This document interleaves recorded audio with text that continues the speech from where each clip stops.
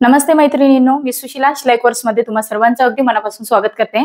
तर मैत्रिणींना ऍक्च्युली तुम्ही स्क्रीनवरती बघू शकता. तर आपल्या एका सबस्क्रायबर ताईंनी हा फोटो शेअर केलेला आहे. तर ऍक्च्युली याच्यामध्ये तुम्ही बघू शकता जो फ्रंट साईडला किंवा बॅक साईडचा त्यांनी फोटो शेअर केलेला नाही, परंतु फ्रंट आणि बॅक साईडला सेम आहे.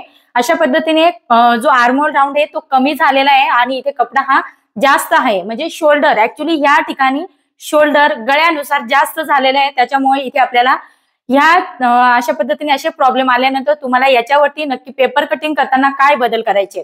ओके, तर मी तुम्हाला ह्या व्हिडिओमध्ये सांगणार आहे की तुम्हाला गळ्यानुसार शोल्डर हे कशा पद्धतीने मायनस करायचं आहे. तर आपण इथे एखादी साईज बघूया आणि त्याच्यानुसार तुम्हाला हे शोल्डर मध्ये जर व्यवस्थित आपण मायनस केलं नाही तर या ठिकाणी कपडा हा शिल्लक असतो. म्हणून आपल्याला ते योग्य पद्धतीने मायनस करून मग त्याच्यानुसार आपल्याला गळ्यानुसार कटिंग करावी लागते. तर हाच प्रॉब्लेम आज इथे आपण सॉल्व्ह करणार आहोत. तर इथे आपण जास्त वेळ न करता व्हिडिओला सुरुवात करूया. आता सर्वात पहिल्यांदा इथे आपण बघणार आहोत की जे तुम्ही इथे स्क्रीनवरती ऑलरेडी बघितलेले आहे फोटो, तर त्याच्यामध्ये जो प्रॉब्लेम आलेला आहे तर आर्महोल राऊंड हा कमी झालेला आहे आणि त्याच्यानंतर जे शोल्डर आहे ते आपलं जास्त झालेलं आहे. तर ऍक्च्युली आपण जर मेजरमेंट घेतो त्यावेळेस आपलं गळ्यानुसार शोल्डर हे मायनस करून तुम्ही शोल्डर हे ठेवलं पाहिजे. तर सर्वात पहिल्यांदा हा पॉइंट तुम्हाला लक्षात ठेवायचा आहे.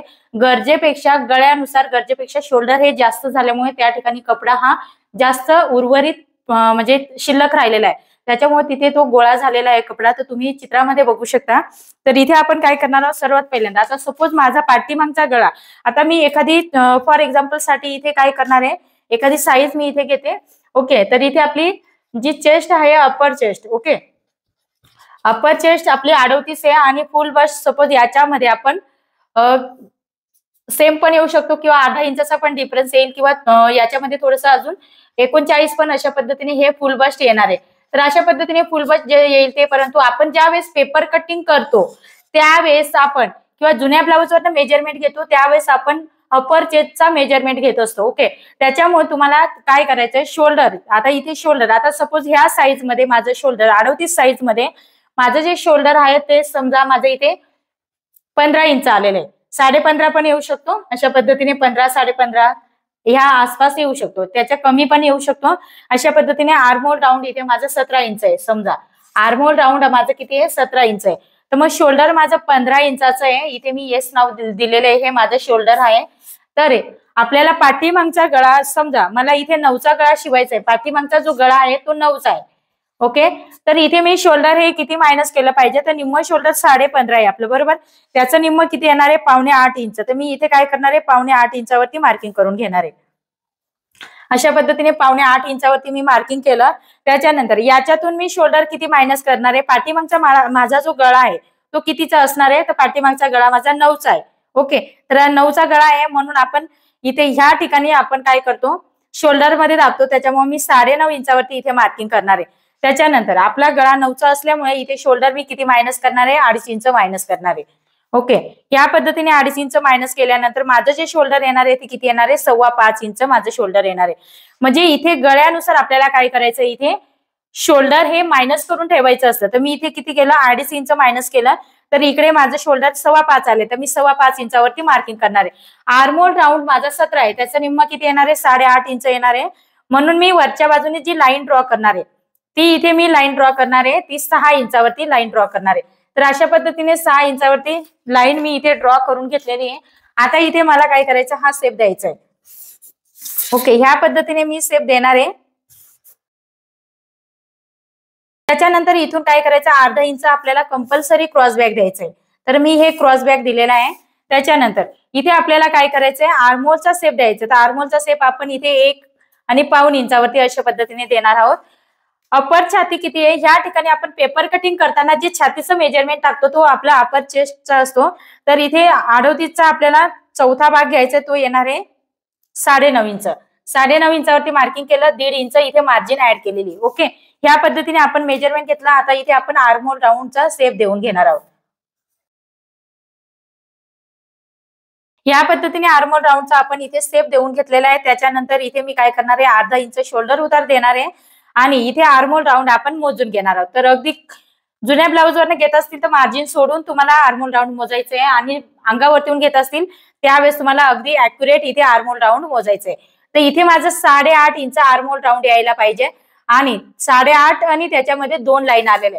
तर माझं हे आर्महोल राऊंड काय आहे परफेक्ट आहे, कारण माझं जे आर्महोल राऊंड आहे अंगावरती येऊन घेतलेलं आहे, त्याच्यामुळे त्याच्यामध्ये मी 2 लाईन काय देणार आहे लुजिंग देणार आहे. म्हणजे इथे लूज आलं तरी चालेल. ओके, अशा पद्धतीने आर्महोल राऊंड घेतल्यानंतर इथे आपल्याला काय करायचं, हे खाली उतार द्यायचंय. म्हणजे हे आर्महोलचा खाली आपल्याला काय करायचं उतार द्यायचंय. अशा पद्धतीने आपण आर्महोलचा इथे सेप देऊन घेतलेला आहे. त्याच्यानंतर आता मी फ्रंट बाजूचं गळ्याचं मार्किंग नाही करून दाखवणार आहे. तुम्हाला इथे फक्त आर्महोल मध्ये जो प्रॉब्लेम झालेला आहे किंवा इथे जो कपडा जास्त शिल्लक राहिलेला आहे म्हणून तुम्हाला इथे मी गळ्यानुसार तुम्हाला इथे शोल्डर हे मायनस करायला सांगते. आता समजा पाठीमागचा गळा आपला हा कितीचा आहे 9चा आहे बरोबर. त्याच्यामुळे मी इथे काय करणार आहे मार्किंग करून घेणार आहे. 2.5 इंचावरती मार्किंग केलं मी आणि इथे तुम्हाला शोल्डर किती ठेवायचे हे तुमच्यावर डिपेंड आहे. तर इथे तुम्हाला समजा 2.25 इंचाची शोल्डर पट्टी ठेवायची, त्याच्यामध्ये 1.25 इंच ऍड करा. तर इथे जी आपली गळा रुंदी येणार आहे ती किती येणार आहे 2.25 इंच. मग इथून आपण काय करणार आहोत ही लाईन अशा पद्धतीने ड्रॉ करून घेणार आहोत. ड्रॉ केल्यानंतर आता इथे आपण काय करणार आहोत शेप देऊन घेणार आहोत. तर आता ज्या वेळेस तुम्हाला इथे तुम्ही बघू शकता पद्धतीने आपण काय करतो शेप देऊन घेतो, परंतु बऱ्याच वेळा काय होतं बऱ्याच काहींना असं थोडासा गोल असं चंद्रासारखा आकार पाहिजे असेल. अशा वेळेस तुम्हाला गळ्याचा शेप हा कशा पद्धतीने द्यायचा आहे, इथून तुम्हाला बाहेरच्या साईडने ही जी लाईन आहे तिथून आपल्याला बाहेरच्या साईडने यायचंय आणि अशा पद्धतीने आपल्याला हा काय करायचा इथे शेप द्यायचा आहे. म्हणजे इथे काय होणार आहे तुमचा हा शेप ह्या पद्धतीने येणार आहे. म्हणजे तुम्ही बाहेरून म्हणजे तुमचा ह्या ठिकाणचा जो पोर्शन असणार आहे तो कमी यायला पाहिजे. त्या हिशोबाने इथे आपण काय केलं हा गळ्याचा शेप बाहेरच्या साईडने दिलेला आहे.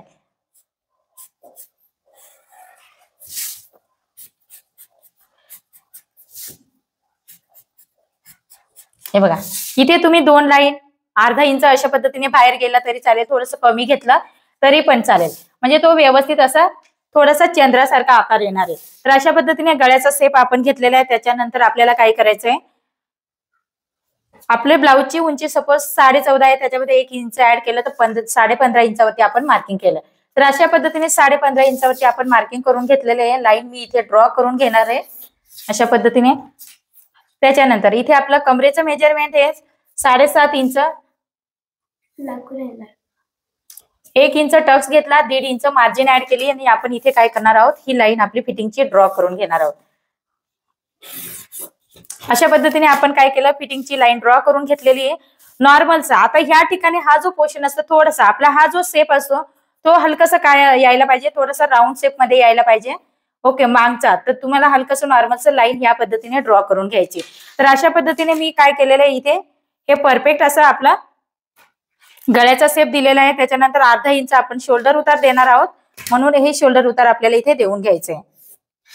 हे बघा ह्या पद्धतीने आपण शोल्डर उतार दिलेला आहे. आता आपण इथे काय करणार आहोत कट करून घेणार आहोत. तर अशा पद्धतीने तुमचा आता इथे जर शोल्डर तुम्ही नेहमीप्रमाणे 5.5 ठेवत असतील तर त्यावेळेस तुमच्या या ठिकाणी हा पोर्शन काय होणार आहे जास्त होणार आहे. अशा पद्धतीने तुम्हाला शेप द्यायचा आहे. आता तुम्हाला मिस्टेक काय करायची नाहीये ते मी तुम्हाला इथे सांगणार आहे.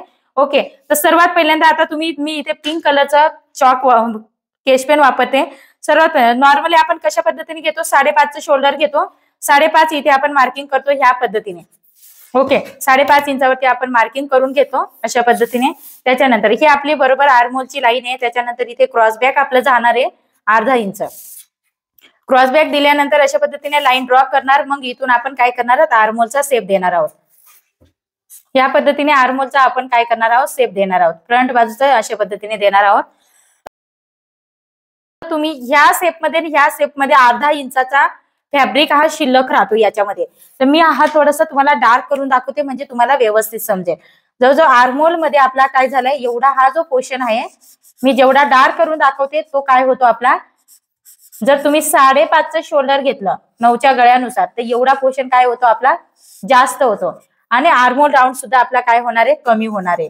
तर आता इथे मी मोजून दाखवते जेवढं डार्क करून दाखवलेलं आहे ना तो पोर्शन आपला काय होतं इतका फॅब्रिक आर्महोल मध्ये जास्त असल्यामुळे काय होतं. आता इथून मी आर्महोल राऊंड मोजून दाखवते. तर आर्महोल राऊंड आपला इथे येतोय तो येतोय फक्त 8.25 इंच. मग तुम्ही बघू शकता ह्या ठिकाणी 8.25 इंच येत आहे आणि नंतर आपण काय करतो ही लाईन खालच्या बाजूला उतार देतो, कारण ह्या पद्धतीने दिल्यानंतर हा पोर्शन आपला आर्महोल मध्ये खालच्या बाजूला गोळा होत नाही.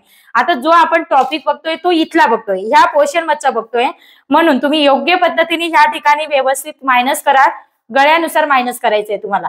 तर आपल्या ऑनलाईन क्लासेसमध्ये मी अगदी डिटेलमध्ये तुम्हाला स्टेप बाय स्टेप पद्धतीने शिकवत असते आणि तुम्हाला असेच प्रॉब्लेम येत असतील तर तुम्ही मला कमेंट्स करा. मला जसा वेळ मिळाला तसं मी व्हिडिओ युट्यूबवरती पण शेअर करणार आहे. तर इथे हा क्वेश्चन जास्त झालेला आहे, पिक्चरमध्ये दाखवते, स्क्रीनवरती तुम्हाला दिसत असेल त्याच्यानुसार आपल्याला हा क्वेश्चन जास्त झाल्यामुळे शोल्डर हे योग्य पद्धतीने मायनस न केल्यामुळे इथे तो जास्त कपडा शिल्लक राहिल्यामुळे आणि आर्मोल राऊंड पण कमी झाल्यामुळे त्या ठिकाणी कपडा हा गोळा झालेला आहे किंवा फुगा धरलेला आहे. म्हणून तुम्हाला हे गळ्यानुसार व्यवस्थित शोल्डर हे मायनस करायचं आहे. तर इथे आता समजा मी पाठीमागचा गळा हा घेतला असता, समजा मी 10 इंचाचा घेतला असता तर 10.5 इंचावरती मी मार्किंग केलं असतं, बरोबर, अशा पद्धतीने. मग इथे मी शोल्डर हे किती मायनस केला असता, शोल्डर इथे मी 2.25 किंवा 2.5 इंच मायनस केला असतं, बरोबर. इथपर्यंत इतका डिस्टन्स काही एवढं येत नाही, परंतु त्याच्या पुढे आपल्याला जर गळा हा पुढे घ्यायचा 11चा 12चा गळा घ्यायचा असेल तर अशा वेळेस मी किती मायनस केलं असतं, निम्म शोल्डर मधून 2.25 इंच मायनस केलं असतं. म्हणजे माझी ही आर्महोलची जी लाईन राहिली असती ती इथून आली असती, बरोबर. आणि अशा पद्धतीने या ठिकाणी म्हणजे ही लाईन माझी थोडीशी वरती आली असती आणि अशा पद्धतीने मी हा शेप दिला असता. म्हणजे एवढा पोर्शन माझा गळ्यानुसार, कारण गळ्यानुसार घेतल्यानंतर हा पसरणार आहे. आणि खालचं ज्या वेळेस तुम्हाला मोठा गळा घ्यायचा असेल, 11-12चा गळा घ्यायचा असेल, त्यावेळेस तुम्हाला ही पद्धत मेथड वापरायची नाही. ही मेथड बिलकुल वापरायची नाही. ही फक्त 9च्या वरती गळे असतील किंवा 10च्या वरती गळे असतील त्यावेळेसच तुम्हाला ही मेथड वापरायची, अन्यथा वापरायची नाहीये. खाली जर मोठा गळा असेल त्यावेळेस तुम्हाला पसरट गळा करायचा असेल तर तुम्ही ह्या ठिकाणी पसरट करा. इथे 3 इंच 2.5 इंच आपण घेतला तर त्याच्याऐवजी तुम्हाला पसरट करायचं असेल तर तुम्ही इथे 3 इंच घ्या. अजून थोडासा डीप पाहिजे असेल तर अशा पद्धतीने 3.5 इंच घ्या. या पद्धतीने मार्किंग केल्यानंतर गळा रुंदी थोडीशी आतमध्ये येणार आहे आपली. हे बघा, ऑटोमॅटिक काय होतं, आपला हा गळा या ठिकाणी अशा पद्धतीने पसरला जातो. ओके, पसरला जातो आणि त्याच्यामुळे आपला हे जो इथून आपला हा आर्महोल गेलेला आहे, बरोबर. तर हे पोर्शन पण व्यवस्थित राहतं. त्याच्यामुळे डीप गळ्यामध्ये 11च्या पुढे गळा असेल तर शक्यतो ही मेथड तुम्हाला गळ्याची वापरायची नाही. ही 10च्या वरती असेल तर वापरा. आणि ही तुम्हाला मोठे गळे खाली उंचीला जास्त असतील त्यावेळेस तुम्हाला इथून पसरट करायचंय. तर अशा पद्धतीने ही मेथड आपल्या असणार आहे. हे चंद्रासारखं ज्यांना गळा पाहिजे असेल त्यांनी ही मेथड वापरायची आहे. तर गळ्याचं पण मी तुम्हाला इथे सांगितलेलं आहे. त्याच्यानंतर आर्महोल मध्ये तुम्ही व्यवस्थित मायनस करून आणि मग तुम्हाला काय करायचं, इथे शोल्डर हे ठेवायचं आहे. याच्याने तुमचे 100% प्रॉब्लेम सॉल्व्ह होणार आहेत. तर 38 साईज मध्ये इथे मी तुम्हाला सांगते. आता शोल्डर जे आपण घेतलं होतं ते किती घेतलं होतं, आपण शोल्डर घेतलं होतं निम्म 7.5 इंच. तर अशा वेळेस तुम्हाला जर 11-12चा गळा करायचा असेल तर त्याच्यातून वजा 2.25 इंच करायचंय. तर तुमचं इथे शोल्डर किती येणार आहे, 5 इंचाचं येणार आहे. म्हणजे ज्यावेळेस तुमचा कितीचा गळा असेल, ज्यावेळेस 11चा किंवा 12चा गळा असेल त्यावेळेस तुम्हाला अशा पद्धतीने 5चं शोल्डर ठेवायचं आहे 38 साईज मध्ये. आणि ज्यावेळेस तुम्हाला 7 आणि 8चा गळा असेल, 7 आणि 8चा गळा असेल त्यावेळेस तुम्हाला निम्म शोल्डर मधून इथे मायनस करायचं 2.25 इंच. म्हणजे आपलं जे शोल्डर येणार आहे ते किती येणार आहे, 5.5 इंचाचं इथे आपण शोल्डर ठेवायचंय. तर अशा पद्धतीने तुम्हाला हे शोल्डर मायनस आणि 9चा आपण इथे ऑलरेडी 9 आणि 10चा आपण ऑलरेडी बघितलेलं आहे. त्याच्यामुळे हे तुम्हाला किती मायनस करायचं, 2.5 इंच मायनस करायचंय. म्हणजे अशा पद्धतीने आपण काय केलंय, शोल्डर हे मायनस केलेले आहे. तर तुम्हाला व्हिडिओमध्ये समजलं असेल. अजून काही शंका असेल तर परत तुम्ही विचारू शकता. आणि सेम आपल्याला करायचंय, फ्रंट साईडचा गळा टाकायचा आहे आणि बॅक साईडचा गळा आणि एकाच वेळेस आपल्याला दोन्ही भाग कट करायचे आहेत. तर हा इतकासा प्रॉब्लेम होता म्हणून तो मी सॉल्व्ह करून सांगितलेला आहे. तर हे झालं बॅक साईडचा.